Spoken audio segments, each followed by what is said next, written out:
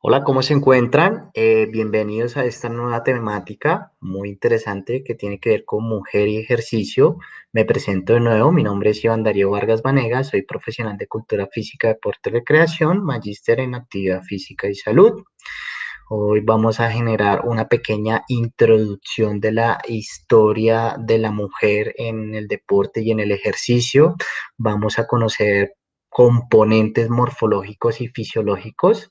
Vamos también a entender características similares a las que tiene el género masculino, también diferencias entre estas, los diferentes beneficios que acarrea la actividad física a la mujer, como en su ciclo menstrual y unas pequeñas conclusiones. Entonces, comenzamos hablando de que a lo largo del tiempo, a lo largo de la historia, de lo que tiene que ver con investigaciones, con datos científicos, con investigaciones en torno a la salud, al deporte, ¿sí?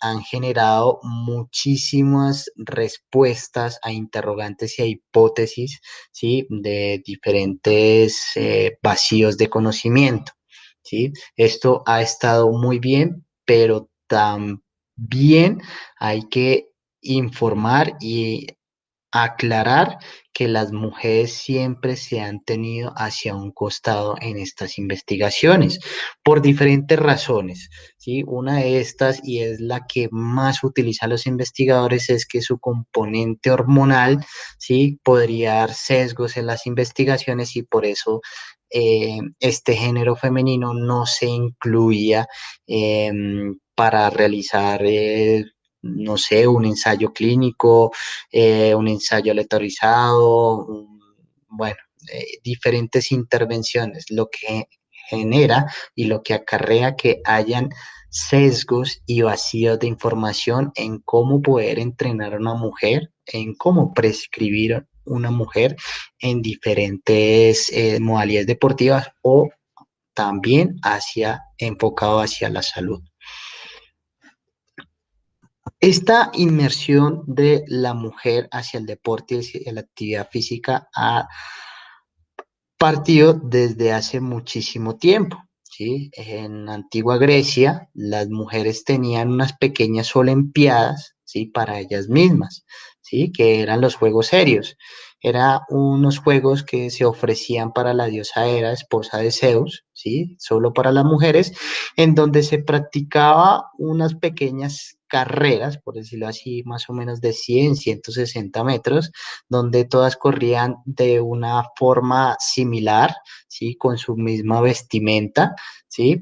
Estas carreras eran muy armoniosas, eran muy atractivas dentro de ellas, ¿sí? Donde se premiaban a las ganadoras, se les colocaba coronas, se les colocaba diferentes adornos florales a las que llegaban de primeras o a las que llegaban de los primeros puestos, ¿sí? Esto que lo que quiero mostrar, que siempre la mujer ha tratado de introducirse de una manera significativa en el deporte a lo largo de tiempo, porque pues fue una lucha constante para que la mujer sea observada y sea admirada por los procesos deportivos que ellas han hecho o por los logros deportivos que han logrado hoy en día.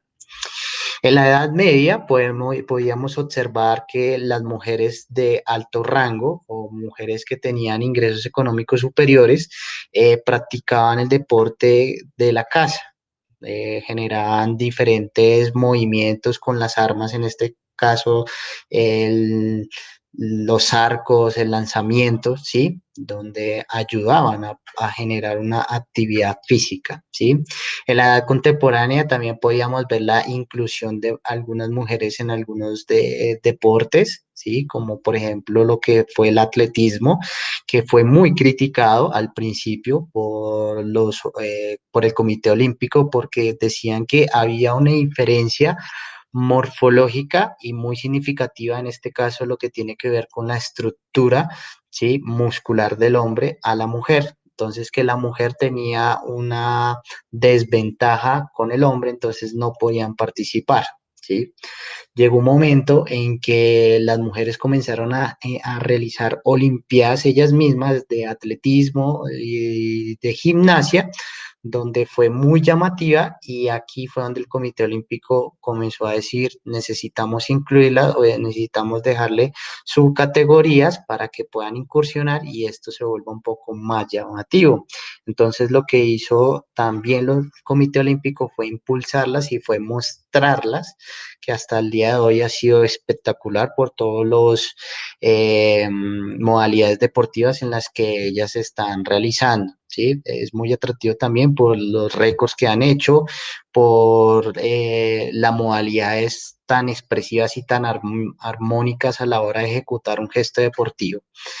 Esto también se vio por la primera mujer gimnasta, en este caso esta competidora llamada Nadia Comaneci, que logró obtener por primera vez en la historia un 10 perfecto en gimnasia. Y recordemos que la gimnasia es un deporte de alta complejidad y para llegar a ese estadio de tener un 10 perfecto, pues se necesitó muchísimo entrenamiento y también la capacidad de ella para poder entrenar y para poder mostrar su talento.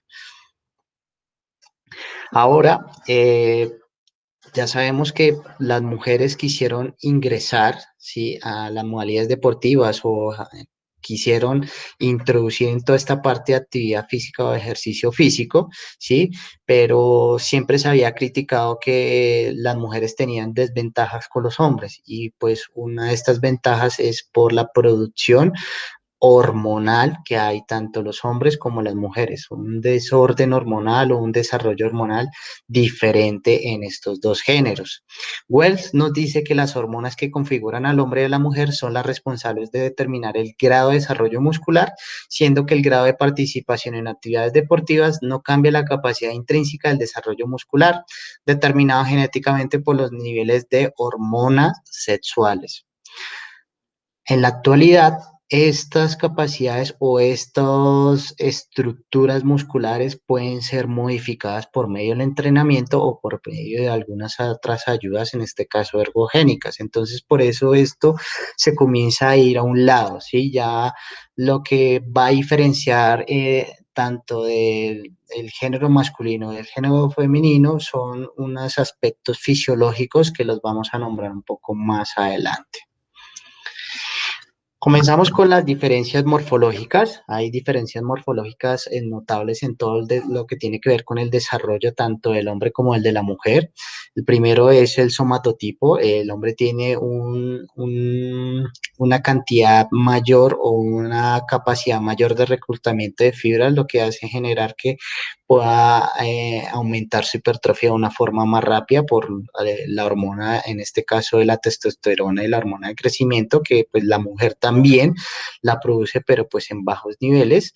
La parte fisiológica que es la producción de hormonas diferentes, estrógenos, ¿sí? Progesterona, ¿sí? Lo otro produce testosterona, ¿sí? La composición corporal, podemos ver que las mujeres son de caderas muchas más anchas, ¿sí? La pelvis es mucho más ancha, la pelvis de nosotros es mucho más angosta, pues porque ellas están hechas y construidas por la naturaleza para la procreación, entonces tienen unas estructuras diferentes. Sánchez Domínguez nos dice que no hay evidencia concluyente que los hombres son superiores a las mujeres por atributos propios del género. Sí, no siempre se tiene que decir que el hombre es más fuerte que la mujer. Todo esto se puede modificar mediante entrenamientos, ¿sí? O mediante estructuras o planificaciones para poder sobresalir o poder vencer esa ideología de que el hombre siempre va a ser superior. Los únicos aspectos que son diferentes del hombre y que pueden generar esa diferenciación son estos tres, ¿sí? El proceso de la menstruación, el proceso del embarazo de procreación y el proceso de menopausia. Son los procesos únicos innatos en la mujer, los que no va a tener el hombre. ¿Vale? Esto sería como las diferencias más características que tienen estos dos géneros. ¿Qué otras diferencias morfológicas tenemos? Pues también tenemos la diversidad biológica. ¿Qué significa la diversidad biológica? Nosotros podemos encontrar hombres de talla pequeña, mujeres de talla alta, podemos encontrar hombres con grupos musculares muy pequeños, podemos encontrar también mujeres con atributos de masa muscular muy grande, como con características muy parecidas al hombre, ¿sí? Al género masculino, ¿sí? Por eso es que se dice que ningún ser humano tiene una similitud exacta con otro, todos tenemos unas características diferentes, un procesos morfológicos diferentes, unos procesos fisiológicos diferentes que nos van a diferenciar de el resto de seres humanos. También tienen diferentes atributos, también por decirlo, hay mujeres que tienen capacidades superiores en hombre en realizar algunas actividades o en algunas modalidades deportivas, por ejemplo, hablando de ejercicios de resistencia como lo es la natación, como lo es el atletismo, ¿sí? Pueden generar atributos que mejoran su capacidad y pueden sobrepasar los niveles del género masculino.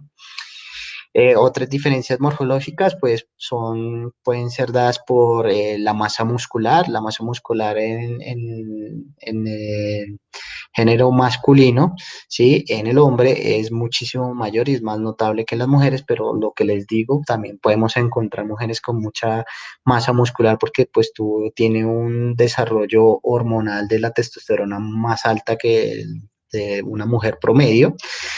También la producción de hormonas para desarrollo de la hipertrofia, como lo es la testosterona, la mujer también produce testosterona, pero a bajos niveles. Los hombres tienden a tener extremidades más largas, las mujeres tienden a tener extremidades más cortas. El hombre tiene la parte de la pelvis un poco más angosta, más pequeña, y las mujeres pues tienen esa parte de la pelvis un poco más ancha porque pues están eh, diseñadas para la procreación. Ahora vamos a hablar de los aspectos fisiológicos. Uno de los más importantes que nos muestra Ortega es que tienen un volumen cardíaco menor que la de un hombre, más o menos del 25%. ¿Esto por qué sucede? Porque su capacidad torácica es mucho más pequeña, su corazón también es mucho más pequeño, ¿sí? ¿Eso qué hace que su corazón sea más pequeño? Pues que haya un menor volumen de sangre circulante, o sea que la eyección, en la parte de la circulación, sea muchísimo menor. ¿Listo?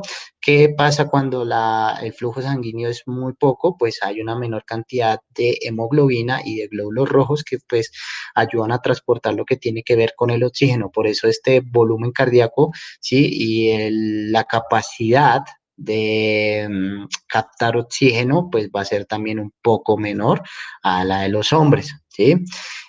También nos muestra que hay un 20 o 35% de menor de masa muscular que los hombres, ¿sí? Lo que acarrea, no en todos los casos, que haya una deficiencia o una menor capacidad de lo que tiene que ver con la fuerza. También les quería exponer que las diferencias morfológicas y fisiológicas no pueden ser determinantes en la práctica deportiva, ya que como lo hemos visto en el día de hoy, se pueden modificar, pueden haber entrenamientos que puedan lograr una hipertrofia en una mujer, que puedan ayudarla a mejorar un gesto deportivo, pero pues siempre habrá ese pequeño sesgo, ¿sí? De enfocarse en cuál es el verdadero entrenamiento para este género que es el femenino. Lo que vamos a encontrar muchísimo es entrenamiento en hombres y en hombres y en hombres y en hombres y los aspectos positivos que acarrea este entrenamiento. Pero en mujeres pues no se va a encontrar mucha información y va a quedar un vacío, por ejemplo, en algún tipo de modalidades deportivas, ¿sí? Entonces, se trata de modificar ingresando o generar esa inmersión de esa planificación que se realizó para los hombres para ver cómo le funciona a las mujeres. Por eso se necesita muchísimo más investigaciones. Otros aspectos fisiológicos que contiene la mujer es el de tipo hormonal. Las mujeres producen otro tipo de hormonas que los hombres y pues también una que la produce en menor rasgo. Tenemos, por ejemplo, en las mujeres los estrógenos, ¿sí? Que regulan todo su ciclo menstrual, estimula la pigmentación, el crecimiento de cabello, toda la formación de colágeno, ¿sí? Tenemos la progesterona que aumenta el tamaño de la mama, es la hormona del embarazo, es la que la que ayuda a la mujer a preparar la mucosidad, ¿sí? Para la formación del nuevo ser que va a nacer. Influye también en la temperatura del cuerpo. También produce la testosterona en bajos niveles, pero pues tienen muchísimos aspectos positivos como la regulación del apetito sexual, la regulación del humor y el aumento de energía. Esto hay que aprovecharlo en el ciclo menstrual para poder enfatizarse en entrenamiento de diferentes capacidades, ¿sí? Encontramos también la prolactina, pero pues esta es la que genera la producción de leche en las glándulas mamarias. Que encontramos en la actividad física en la mujer, ya enfocándonos más en lo que nos compete, en la actividad física, vemos que se han hecho diferentes investigaciones en las cuales hablan de que también la actividad física es un protector innato en las mujeres de padecer algún tipo de patología, tanto en los hombres, pero también tanto en las mujeres, ¿sí? Por ejemplo, enfermedades cardiovasculares, tiene una reducción de riesgo si tienes un niveles de actividad física altos del 50%, de ataques cerebrovasculares, de hipertensión, de cáncer de colon y de este que es muy importante y es como el némesis de las mujeres, que es el cáncer de seno. El cáncer de seno es el que ataca en un porcentaje muy alto a las mujeres y que no se ha logrado como solucionar o como trabajar para que haya menos decesos de este género femenino. También la diabetes tipo 2 también se puede trabajar de una forma eficaz. Se han visto investigaciones que donde las mujeres han utilizado más la oxidación de grasas y en otras investigaciones han visto que dependiendo del ciclo menstrual se pueden utilizar más la oxidación de carbohidratos, lo que podría prevenir la diabetes tipo 2. ¿Sí? Dependiendo de la intensidad del ejercicio o de la metodología del ejercicio que se está realizando. Por eso quería mostrarles la importancia del ejercicio en los diferentes ciclos menstruales, ¿sí? Del ciclo menstrual de la mujer. El ciclo de menstrual de la mujer tiene diferentes fases. Estas fases pueden ser aprovechadas para entrenar o para planificar un entrenamiento basado en diferentes capacidades, fuerza explosiva, fuerza máxima, resistencia, ¿sí? Hasta aumento de masa muscular, ¿sí? Tenemos la primera fase que es la fase proliferativa o estrogénica, ¿sí? Es la primera que se da el primero de la menstruación hasta el día de la ovulación, donde se genera un aumento de estrógenos y donde se debe trabajar a intensidades más o menos bajas, pero de resistencia, que sean ejercicios aeróbicos de resistencia, pero con un bajo ritmo de frecuencia cardíaca máxima, donde podemos utilizar la fase de oxidación de grasas. Tenemos la segunda fase, que es la fase folicular tardía, donde se genera un aumento de estrógenos, también hay un aumento de testosterona, donde puede ser aprovechado con ejercicios de fuerza más o menos al 60 y al 70%. Desarrollamos la capacidad de la fuerza y desarrollamos la reclutamiento de fibras mucho más fácil.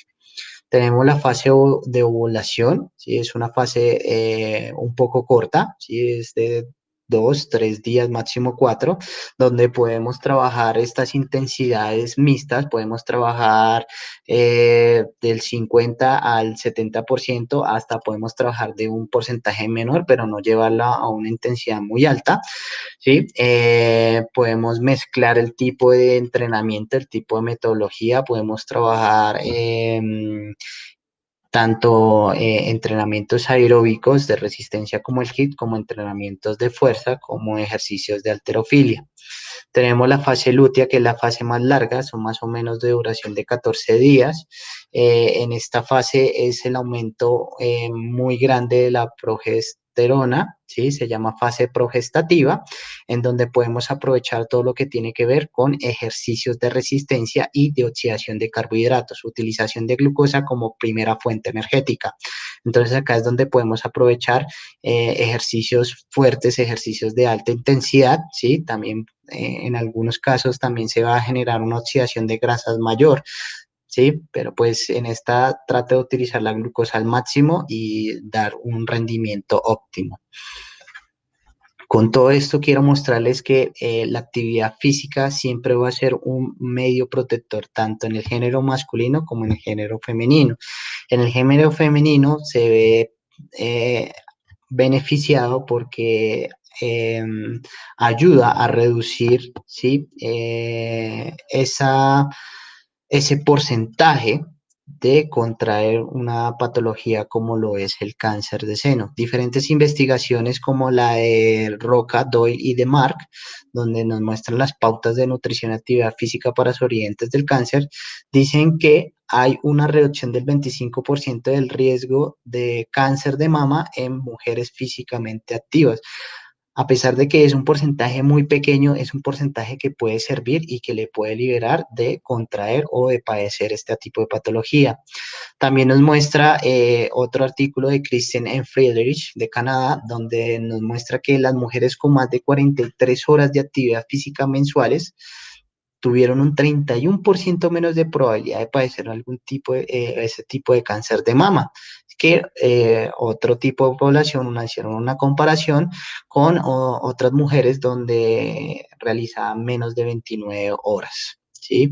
Entonces estamos viendo que al realizar actividad física podemos tener un factor protector y podemos bajar esos índices, ¿sí? De pronto si tenemos algo genético que nos predispone o nos puede llevar a padecer un tipo de cáncer de mama. También tiene un beneficio protector hormonal porque genera sensibilidad a la insulina, como lo vimos anteriormente. En el ciclo menstrual, si se aprovecha las fases que nombré anteriormente, se puede generar una oxidación de grasas, una oxidación de carbohidratos de una forma más beneficiosa, de una forma más estructurada, lo que genere que utilice la glucosa en las células musculares como primera fuente de energía y pues no haya que necesidad de aumentar la producción de insulina y así generar una resistencia a la insulina.